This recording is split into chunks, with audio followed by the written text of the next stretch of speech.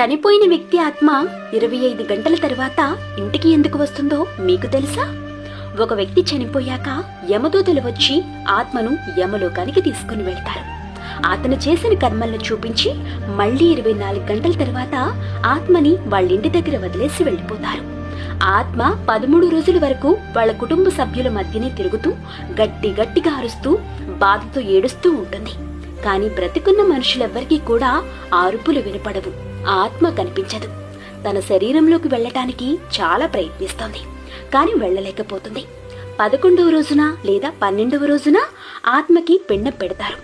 13వ రోజున ఆత్మ యమలోకానికి బయలుదేరుతోంది. ఈ ప్రయాణం 1 సంవత్సరం వరకు ఉంటుంది. ఈ ఆత్మ ప్రయాణం చాలా కష్టంగా ఉంటుంది. 11వ రోజున లేదా 12వ రోజున పెట్టిన పిండం ఆత్మకు సంవత్సరం వరకు భోజనంలో ఉపయోగపడుతుంది. ఎవరైతే పిండం పెట్టరో వాళ్ళని యమదు చనిపోయిన వ్యక్తి ఆత్మ పెట్టిన పిండం ఆత్మకు సంవత్సరం వరకు భోజనంలో ఉపయోగపడుతుంది. ఎవరైతే పిండం పెట్టరో వాళ్ళని యమదూతలు బలవంతంగా లాక్కొని వెళ్తారు. కొన్ని రోజులకి దినం భోజనాలు పెడతారు కదా, ఆ భోజనాలు కనుక అప్పు చేసి పెడితే ఎప్పటికీ ఆత్మకు శాంతి దొరకదు అని గరుడ పురాణంలో లిఖించారు. ఈ వీడియో నచ్చినట్లయితే